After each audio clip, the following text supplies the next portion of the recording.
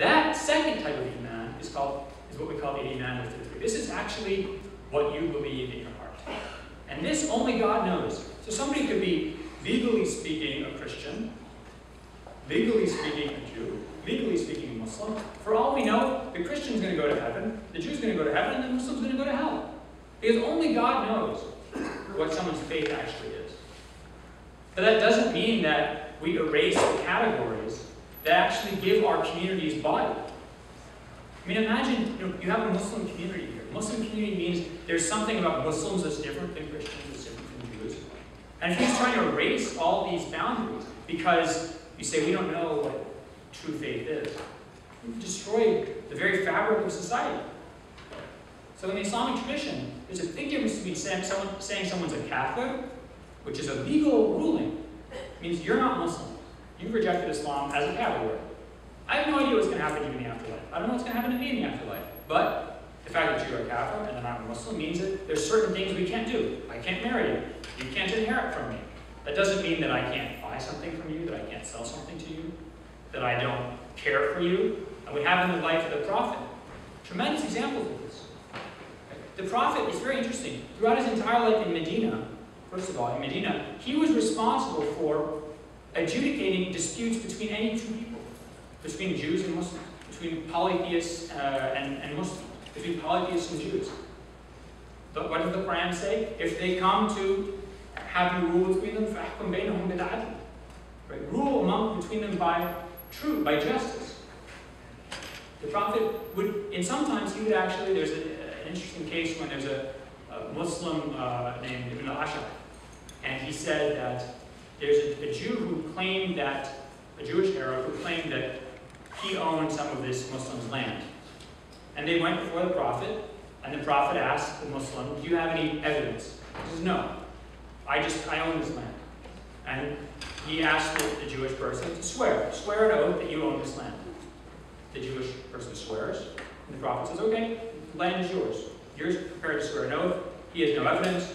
Islamically speaking, I'm ruling in your favor. The Muslim gets very upset. What? You're ruling on behalf of a Jew? This is how justice works. And there's so many instances in the life of the Prophet. I mean, at one point he actually buys food from a Jewish neighbor, and he says he's going to pay them back in a few months. And he leaves his armor with the Jewish family as guaranteed as a security deposit. And he's the Prophet. First of all, he's a leader of the community. He could just, I assume, take it. Second of all, he's a prophet of God who could probably make some kind of argument that I need to take this. But he's engaged in very mundane transactions with Jews and polytheists in this community. When they went to fight the Battle of Hunayn after the Muslims took Mecca, he actually borrowed numerous suits of armor from an Arab who is still a pagan, who hadn't become Muslim yet. And the man said, are you taking these? You're just taking them from me? He said, no. We're taking them, and we guarantee we'll bring them back, and if they're damaged, we'll repay you for them. What are the other types of relationships that Muslims can have? What are the sort of notions of rights and obligations that Muslims have in society? When the sheikh on the Egyptian television was saying, just because I think you're a kafir doesn't mean that I'm not going to be polite to you and that I'm not going to visit you while you're sick. Where does this come from? This is a big part of the Prophet's life. In one hadith, the Prophet says, Jiran thalatha. There's three types of neighbors. And I'll just give you the English. There's a neighbor who is a mushrik, is a polytheist. But they have the haqq al-jawar. They have the right of a neighbor. You have to, what is the right of a neighbor, the Prophet says? If they're sick, you visit them. If they die, you go to their funeral and you give your condolences. If they're in need of some clothing, you provide it. If something good happens to them, you congratulate them. If something bad happens to them, you comfort them. If you can't cook food that smells really good and the smell of the food is going into their house, you can't do that unless you offer them some of the food. These are all the type of things that a neighbor has to offer his neighbor. What does a neighbor it mean? Well, Ali ibn Abi Talib says that anybody who hears the same adhan, is in the range of hearing the same adhan from that mosque, that person is your neighbor. Other people say anybody 40 houses away, up to 40 houses away in every direction, that's a neighbor.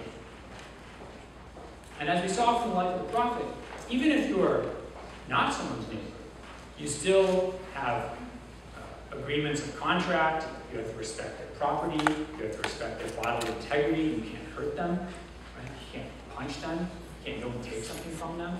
These are all rules that everybody in a society has to follow as Muslims. So, what the Egyptian sheikh he called in to defend himself on his television show was saying is that what you think about another person's ultimate fate in the afterlife, what you think about whether or not their belief is correct or not, what you think about whether every single thing they do during the day is right or wrong, this has absolutely nothing to do with the daily interactions we all have in society.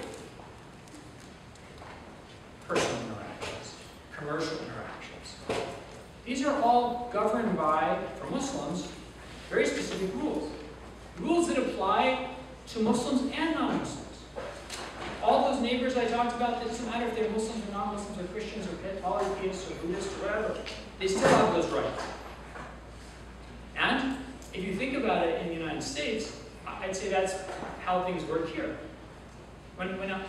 Despite the fact that people tend to talk about loving one another and things like that, when's the last time you went to the store and you didn't steal something from the store because you love the cashier? Or you didn't, run a red light because you love all the other drivers in the intersection. And this is nonsense. Actually, at least from my perspective, love has nothing to do with my interaction with people every day. It has to do with the fact that in our society there's generally agreed upon code of obligations and rights, proper manners, and this is how people coexist. This is how Muslims, I think Islam teaches people should sort of coexist, and this is how I think functionally in the United States, healthy liberalism works. I think one of the enemies, one of the opponents of this is an intolerant tolerance, an intolerant liberalism that requires us to erase our beliefs in affirming those of others. It requires us to deny our own moralities because we have to affirm those of others. I know that iftar is coming, so eyes are going to glaze over.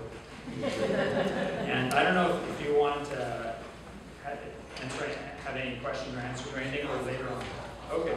So otherwise, I think now you'll have something more entertaining, which is fundraising and another raffle. Thank you very much.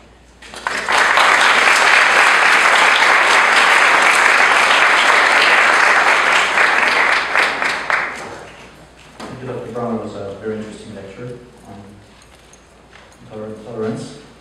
What we're going to do is have another raffle. If I could have Marie come up.